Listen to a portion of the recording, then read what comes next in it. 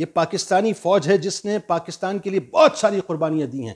اتنی قربانیاں دی ہیں جس کو ہم شمار ہی نہیں کر سکتے۔ اگر آپ ان کو خراج تحسین نہیں پیش کر سکتے تو کم از کم ان کے خلاف اپنی زبانوں کو دراز نہ کیجیے، سلام پیش کیجیے اس ماں کو کہ جس ماں نے اپنے لال کو پاکستان کی سرزمین کے اوپر قربان کر دیا۔ کہ روزنامہ جنگ کو مدینہ منورہ سے خط موصول ہوا، لکھا تھا کہ جس روز لاہور پر حملہ ہوا اسی رات مدینہ منورہ میں مقیم 2 افراد نے خواب میں دیکھا کہ حضور نبی کریم صلی اللہ علیہ وآلہ وسلم گھوڑے پر سوار ہو کر جا رہے ہیں۔ عرض کیا گیا کو سننے کے بعد وہ اپنے مکوں کو ہوا میں لہراتے تھے، یعنی جس وقت جہاز، بھارتی جہاز پاکستان کی سرزمین کے اوپر سے گزرتے تھے تو وہ مکے لہرا لہرا کے ان کو۔ الحمدللہ رب العالمین والصلاة والسلام علی سید الانبیاء والمرسلین۔ تمام دیکھنے والوں کو جنید اقبال کی جانب سے انتہائی محبت کے ساتھ السلام علیکم۔ آج 6 ستمبر ہے ناظرین، اور آج بڑی انٹرسٹنگ باتیں آپ سے انشاءاللہ 1965 کی جنگ کے حوالے سے کرنی ہے، خاص طور پہ جو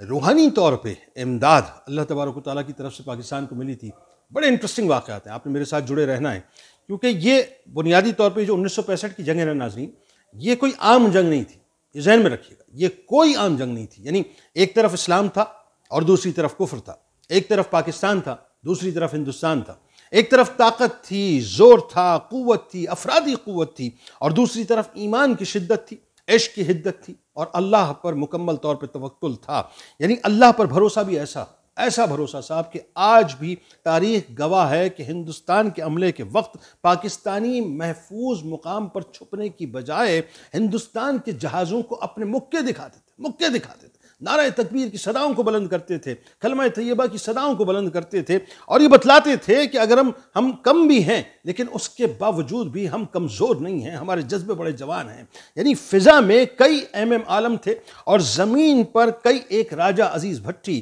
اپنی زمین پہ، اپنی مٹی پہ قربان ہونے کو تیار تھے۔ کہیں دوارکا کے مارکے میں ہماری آبدوز غازی نے سرسوتی کو مکمل طور پہ پلپلا کر دیا، تو کہیں سرحدوں پر فوج اپنے سینے ڈھال بنا کر پاکستانیوں کی حفاظت کر رہے تھے، پاکستان کی حفاظت کر رہے تھے، پاکستان کے چپے چپے کی حفاظت کر رہے تھے۔ یعنی پوری قوم کا کیا جذبہ تھا صاحب کہ اسلحہ ختم ہو گیا تھا مگر جذبے مکمل طور پہ سلامت تھے۔ یہ مجھے کہنے دیجئے، یہ جملہ مجھے کہنے دیجئے، اور یہ بات اس لیے بھی ریکارڈ پہ آنی چاہیے کہ آج جو بنیادی طور پہ ہماری گز گز بھر زبانیں فوج کے خلاف کھلتی ہیں نا، اور جو آج ہم منہ پھاڑ کے جھاگ نکال کے فوج کے خلاف بات کرتے ہیں، یہ وہی فوج ہے صاحب، یہ وہی پاک فوج ہے کہ جو اپنی دھرتی ماں کی حفاظت کے لیے اپنے جسموں پر بم باندھ کر ٹینکوں کے نیچے اس لیے لیٹ گئے تھے کہ ہمارے پاکستان کو کسی قسم کا کوئی نقصان نہ پہنچے، پاکستانیوں کو کسی قسم کا کوئی نقصان نہ پہنچے۔ یعنی چونڈا کے میدان کو ہندوستانیوں کے ٹینکوں کا ایک شمشان گھاٹ بنا کر ہماری فوج نے الحمدللہ رکھ دیا تھا۔ لاہور کا وہ جیم خانہ جس میں ان کو چائے پینے کی بڑی طلب تھی اور چائے پینے کی بڑی خواہش تھی، ان کے خوابوں کو مکمل طور پہ ہماری ہی فوج نے ملیا میٹ کر کے رکھ دیا تھا۔ اچھا، اب یہاں پہ میں آپ کو کچھ باتیں بڑی اہم ترین بتانا چاہتا ہوں۔ ممتاز دانشور، افسانہ نگار اور ایک انتہائی سچے محب وطن پاکستانی ممتاز مفتی صاحب نے پاکستان کے بارے میں جس غیبی مدد اور روحانی تائید کا ذکر کیا ہے وہ آج بھی پاکستانیوں کے جذبوں کے لیے ایک ایندھن کا کام کرے گا، ایندھن کا کام۔ یعنی وہ پاکستان کے بارے میں کیا کمال بات لکھتے ہیں صاحب، وہ کہتے ہیں کہ 6 ستمبر کی رات کو سارے لاہور کو جگا دیا گیا تھا، اعلان کر دیا گیا تھا کہ انٹیلیجنس کی رپورٹ ہے کہ کل صبح بھارت لاہور پر حملہ کرے گا، اس لیے لاہور کی عوام کو خبردار کیا جاتا ہے کہ وہ بتیوں کو مکمل طور پہ بجھا دیں۔ اچھا، اب اس اعلان کے بعد ہونا تو یہ چاہیے تھا کہ لوگ بتیوں کو بجھا دیتے اور کہیں نہ کہیں پناہ لے لیتے، لیکن لوگ اس کے بعد گھروں سے باہر نکل آئے، یعنی میدانوں میں نکل آئے اور چھتوں پر نکل آئے، اور اس کے بعد باقاعدہ جو ہے اس اعلان کو سننے کے بعد وہ اپنے مکوں کو ہوا میں لہراتے تھے۔ یعنی جس وقت جہاز، بھارتی جہاز پاکستان کی سرزمین کے اوپر سے گزرتے تھے تو وہ مکے لہرا لہرا کے ان کو دکھاتے تھے، نعرہ تکبیر کو بلند کرتے تھے۔ یعنی کیوں لگتا تھا بنیادی طور پہ جیسے میں کرنے والوں کے دلوں میں سے میں مکمل طور پہ معدوم ہو گئی ہے اور پاکستان کی محبت اثر نو جاگ اٹھی ہے۔ یعنی چاروں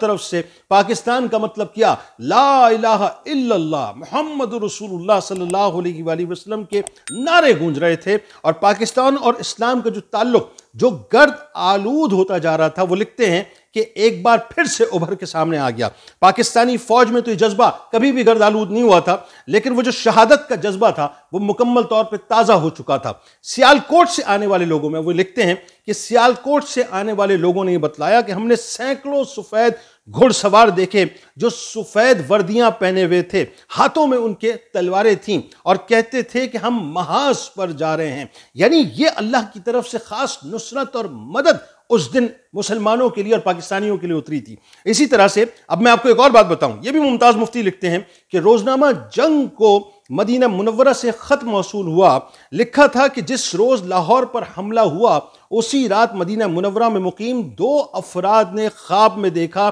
کہ حضور نبی کریم صلی اللہ علیہ وآلہ وسلم گھوڑے پر سوار ہو کر جا رہے ہیں۔ عرض کیا گیا کہ یا رسول اللہ صلی اللہ علیہ وآلہ وسلم آپ کہاں تشریف لے جا رہے ہیں؟ تو فرمایا پاکستان میں جہاد کے لیے جا رہا ہوں۔ یہ ممتاز مفتی صاحب نے لکھا ہے، کسی اور نے نہیں لکھا۔ اسی طرح سے ایک اور بات، پاکستان کی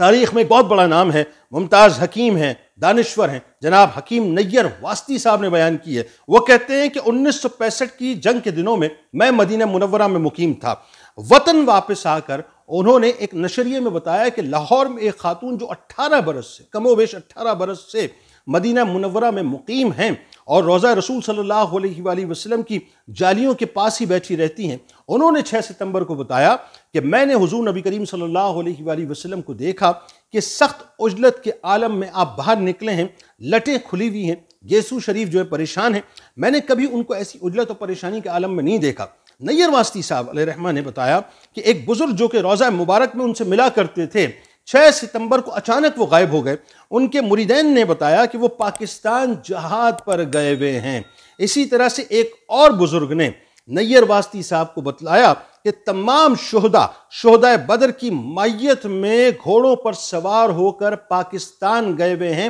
یعنی یہ کوئی عام شخصیت بات نہیں کہہ رہی، یہ نیر واسطی صاحب، ممتاز مفتی صاحب، پاکستان کے بہت بڑے بڑے نام ہیں صاحب۔ پھر قدرت نے دشمن پر ایک خاص جو ہیبت طاری کی، وہ ابھی آپ دیکھیے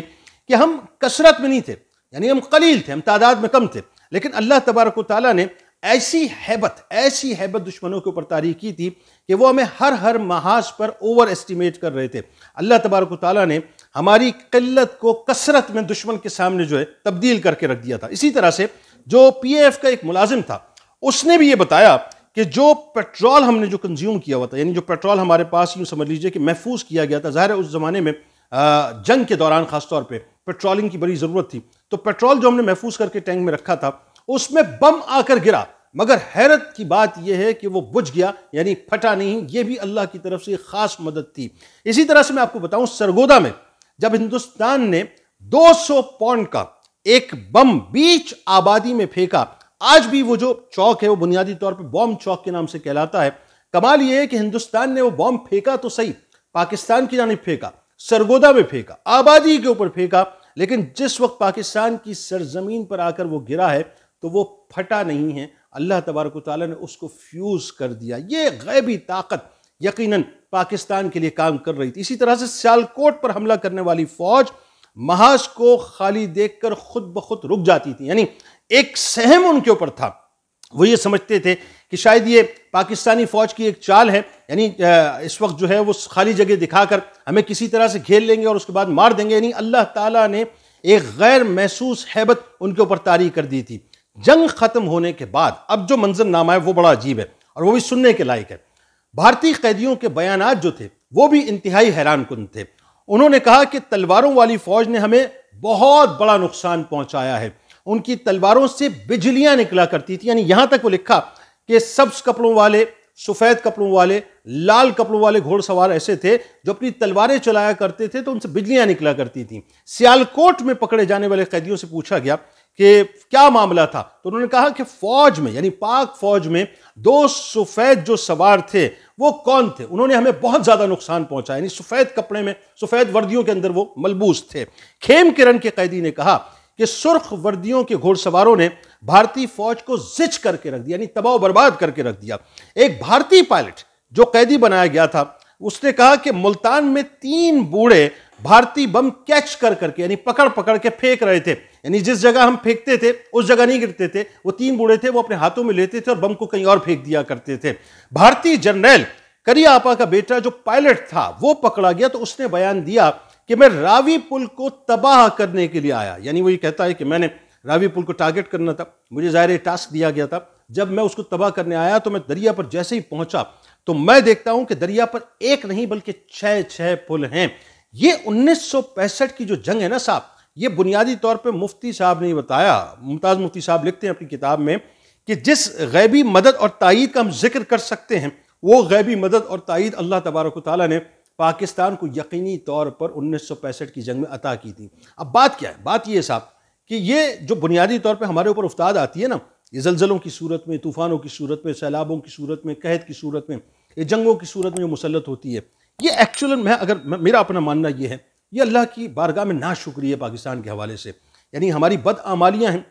ہم پاکستانیوں کی بنیادی طور پر اللہ تبارک و تعالیٰ کی جتنی بھی نعمتیں اس نے ہمیں عطا کی ہیں اس کی ناشکریاں ہیں، جس کے بدلے میں یہ افتاد ہم دیکھتے ہیں۔ یاد رکھیے ہماری کامیابی کا راز، میرا ماننا آج بھی یہ ہے، 1965 کی جنگ جو تھی وہ بنیادی طور پر صرف اور صرف اس وجہ سے تھی کہ ہم اللہ اور اس کے رسول صلی اللہ علیہ وآلہ وسلم سے جڑے ہوئے تھے۔ ہمارا توکل، یہ جو دنیاوی اسباب ہے، ٹھیک ہے، یہ دنیاوی اسباب تو تھے اور اس پہ یقیناً انسان کا ایک یقین ہونا چاہیے، اس کو اختیار کرنا چاہیے، لیکن جو کامل یقین تھا وہ مسبب الاسباب پر تھا، اللہ تبارک و تعالیٰ کی ذات پہ تھا۔ یہی وجہ ہے اس زمانے میں ہم نے اپنی تمام تر کاسٹ کو، اپنی قومیتوں کو، اپنی حزبیت کو، سب کو بھلا دیا۔ کوئی مہاجر نہیں تھا، کوئی سندھی نہیں تھا، کوئی پٹھان نہیں تھا، کوئی بلوچ نہیں تھا، کوئی سرائکی نہیں تھا، ہم سب پاکستانی تھے اور کلمہ طیبہ کی آوازوں کو بلند کرتے ہوئے دشمن کے خلاف کھڑے ہو گئے تھے۔ آج بھی بنیادی طور پہ دشمن جو ہم سے نیوکلیر پاور کو چھیننا چاہتا ہے یا دشمن خدا نخواستہ ہمیں ختم کرنا چاہتا ہے، یاد رکھیے گا دشمن ہم سے اس وقت تک ہیبت پہ رہے گا جب تک ہم اللہ اور اس کے رسول صلی اللہ علیہ وآلہ وسلم کی پیروی کرتے رہیں گے، اس کی اتباع کرتے رہیں گے، ان کے فرامین کی فرما برداری کرتے رہیں گے، اللہ اور اس کے رسول صلی اللہ علیہ وآلہ وسلم کے قوانین پر چلتے رہیں گے۔ جغرافیائی اعتبار سے، نظریاتی اعتبار سے پاکستان کی حفاظت اسی وقت ممکن ہوگی کہ ہم اس کمٹمنٹ پر چلیں جو کمٹمنٹ ہم نے اللہ اور اس کے رسول صلی اللہ علیہ وآلہ وسلم سے کیا ہے۔ یاد رکھیے گا یہ پاکستانی فوج ہے، یہ پاکستانی فوج ہے جس نے پاکستان کے لیے بہت ساری قربانیاں دی ہیں، اتنی قربانیاں دی ہیں جس کو ہم شمار ہی نہیں کر سکتے۔ اگر آپ ان کو خراج تحسین نہیں پیش کر سکتے تو کم از کم ان کے خلاف اپنی زبانوں کو دراز نہ کیجیے، سلام پیش کیجیے اس ماں کو کہ جس ماں نے اپنے لال کو پاکستان کی سرزمین کے اوپر قربان کر دیا، سلام پیش کیجیے اس سہاگن کو جس نے اپنے سہاگ کو پاکستان کی سرزمین کے اوپر لوٹا دیا، سلام پیش کیجیے اس بہن کو جس نے اپنے بھائی کو اس سرزمین کے اوپر نچھاور کر دیا، سلام کیجیے ان والدین کو کہ جنہوں نے اپنے لالوں کو پالا ہی صرف پاکستان پر قربان ہونے کے لیے ہے۔ آج ان تمام لوگوں کو، ان شہداء کو سلام پیش کیجیے۔ یاد رکھیے یہ جاگتے ہیں، ان کی آنکھیں کھلی ہوتی ہیں تو ہماری آنکھیں بند ہوتی ہیں، ہم ان کو متون کر کے، ان کو زج کر کے، ان کے دلوں کو دکھا کے کچھ حاصل نہیں کر سکتے، دشمنوں کے دلوں کو خوش کر سکتے ہیں، 5th جنریشن وارفیئر کا ہرکارہ ضرور بن سکتے ہیں، لیکن یاد رکھیے گا جو قربانیاں پاکستانی فوج نے دی ہیں اس کا کوئی نعم البدل نہیں ہے۔ اللہ تبارک و تعالیٰ پاکستان کو، پاکستان کی فوج کو، پاکستان کے چپے چپے کو، پاکستان کے بچے بچے کو، پاکستان کے ذرے ذرے کو آباد رکھے، شاد رکھے، آمین، اللہم آمین۔ اس دعا، اس امید، اس یقین کے ساتھ کہ اللہ تعالیٰ آپ کا، ہمارا، ہم سب کا حامی و ناصر ہو۔ اللہ حافظ۔